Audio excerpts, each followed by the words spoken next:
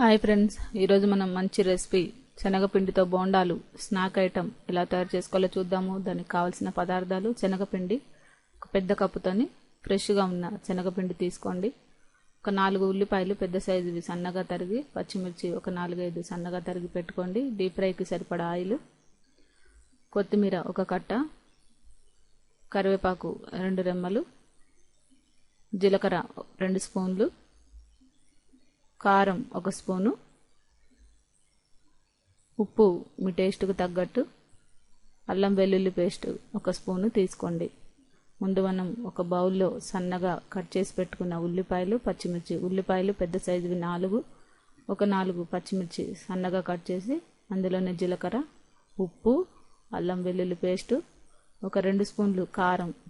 పచ్చిమిర్చి వేసాం కాబట్టి కారం చూసి వేసుకోండి. దీంట్లోనే ఫ్రెష్గా ఉన్న కరివేపాకు, కొత్తిమీర కూడా సన్నగా కట్ చేసి దీంట్లోనే వేసేసుకోండి. ఇప్పుడు మనం శనగపిండి వేసుకుంటూ కొద్దిగా వాటర్ వేసుకుంటూ, ఆల్రెడీ మనకి ఆనియన్స్లో కొంచెం వాటర్ ఉంటుంది కాబట్టి ఎక్కువ వాటర్ వేసుకోవద్దు. చక్కగా బోండాలకి మనం వేసుకునే విధంగా గట్టిగా కలుపుకోవాలి. ఈ పిండిని వదులుగా మాత్రం కలపకూడదు, గట్టిగా కలుపుకోవాలి. ఈ పిండిని అంటే ముద్దలాగా రావాలి మనకి.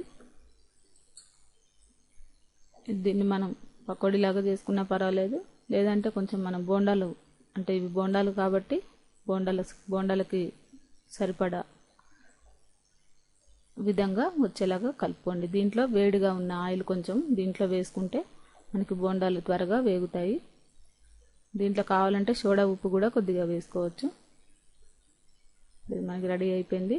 దీన్ని ఇప్పుడు రౌండ్గా బోండాల్లాగా వేసుకుందాము. ఇవేంటంటే మనం బోండాల కంటే కొద్దిగా శనగపిండి ఎక్కువ వాడతాము, పకోడీకి అయితే కొద్దిగా శనగపిండి తక్కువగా వాడతాము. ఈ విధంగా చక్కగా రౌండ్గా గుండ్రంగా వచ్చేలాగా ఈ శనగపిండి బోండాలని వేసుకోండి. ఇప్పుడు మనకి చక్కటి బ్రౌన్ కలర్ రావాలి, లోపలంతా వేగాలి కాబట్టి గోల్డెన్ బ్రౌన్ కలర్ వచ్చే వరకు వీటిని ఫ్రై చేసుకోండి. చూసారు కదా, ఇది మరోవైపు కూడా తిప్పి 2 వైపులా చక్కగా కాలేటట్టుగా ఫ్రై చేసుకోండి. Deep fry. ఇది మనకి ఒక 10 నిమిషాలు అయితే రెడీ అయిపోతుంది. త్వరగా కూడా వేగుతాయి.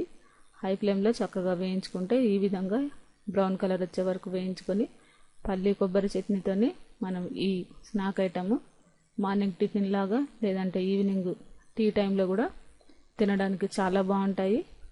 ఇందులో మనకి డైజెషన్కి కొత్తిమీర, జీలకర్ర కూడా, అల్లం కూడా వాడాం కాబట్టి మనకి అంత గ్యాస్ ప్రాబ్లం కూడా ఉండదు. ఈ రెసిపీ మీకు నచ్చినట్లయితే లైక్ చేయగలరు. ఈ రెసిపీని మీరు కూడా ట్రై చేసి చూడండి.